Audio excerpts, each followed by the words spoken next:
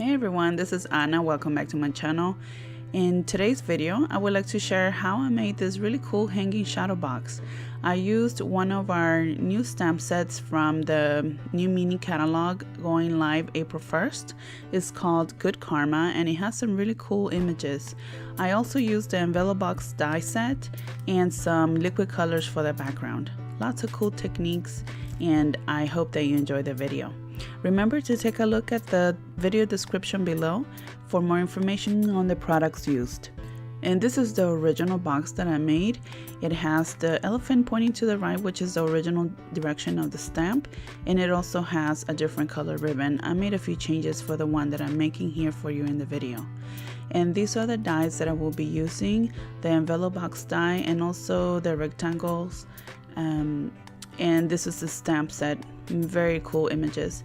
I am using one of our splash sheets, which is for watercoloring, and I am using Cool Pool lemon drops and bubble gum liquid colors. You will also need a brayer, a craft mat, or some type of slick surface where you can spray the liquid colors with water to apply them to the paper. And as you can see, all you need is a drop of the liquid color and then mix it with water and then brayer onto the paper. When you are ready for the second color, make sure to clean your mat, your surface, and also your brayer, and then you're ready to apply the next color. Some colors are a little bit more vivid than others. In this case, the lemon drop is a lot stronger color than the rest, so you can always go back and add more colors to get the results that you want. You can air dry it, but in this case I use my heat gun to speed up the process. I also use some silks in white, sparkle, and gold to add a little bit more interest and dimension to the background. And now that your background is done, you can start creating the shadow box. You will start by die cutting the largest piece to create the envelope or the box, and then you will need to create the window using one of the rectangles that measures 4.5 by 3.5 inches. And you will also need to cut the pieces that go in the back. And for more information on how to assemble and cut the Envelo-Box die, I will link the video that I've made that shows more details. You will also need to cut 2 more sheets, one for the back in black, and also this one is for the front with using a clear view sheet, both of them measuring 4.25 by 5.5 inches. And now you're ready to glue the background piece to the black cardstock, and this is just to make it more stable. And once you do that, you can start folding the box along the lines that are already made for you when you cut the die. And like I mentioned before, there's a video in which I show with more detail on how to put this envelope box together. But basically you just fold along the creases, and then you can glue it once you have all the pieces cut out. If you do any kind of decoration to the front of the frame, this is a good time to do so. I am adding all 3 of the silks, white, sparkle, and gold, to decorate the front of the box.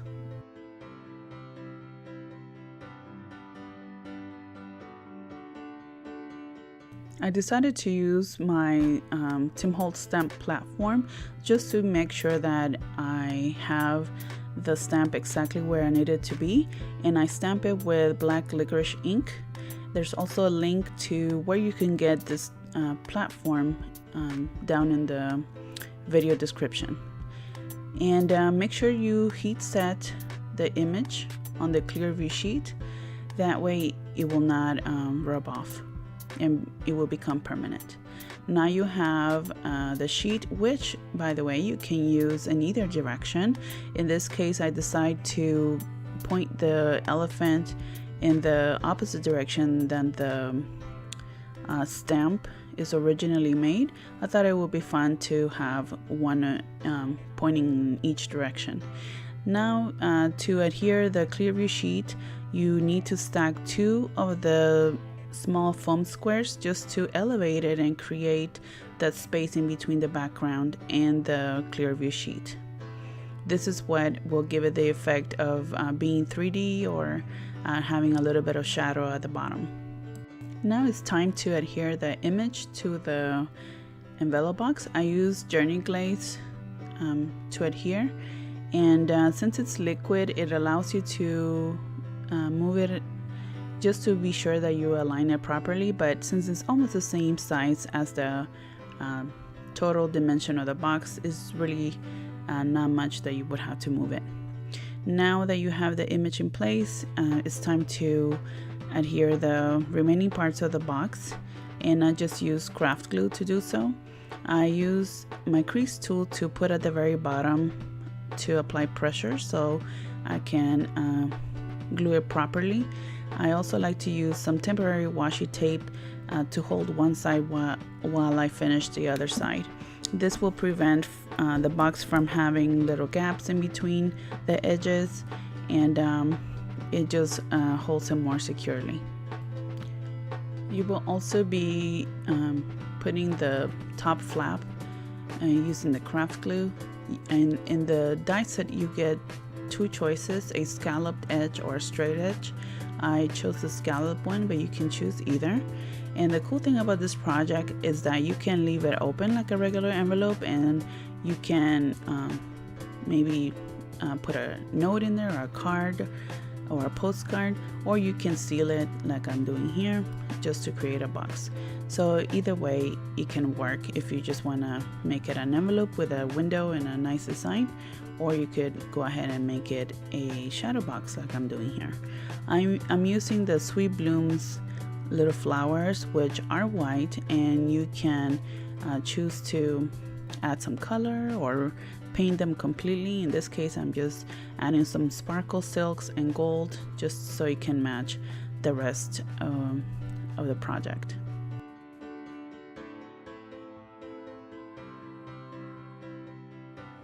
And now it's time to add the ribbon to the back, and you need from 20 to 24 inches depending on how long you want the ribbon to hang from. And we'll be using the piece of cardstock that came out from the front of the Envelo-Box when you created the window, so make sure to save that piece. And I will staple the ribbon to the cardstock, but then I realized that it was out of staples, but I thought it would be a good chance for me to show you how easy it is to refill. Basically, it's just this little stick with a hook at the end that has a little opening, and you just make sure that the little hook goes into the opening, and that is it. It's very easy to open and close.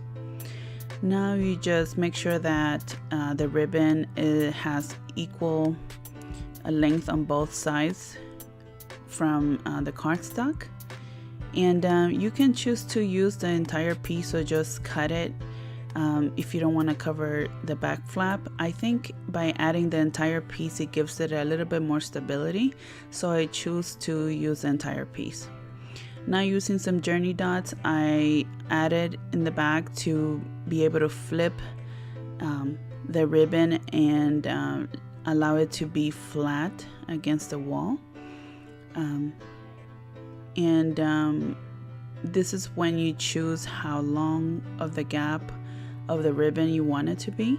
If you want it to be really long, then you would just add a longer piece of ribbon.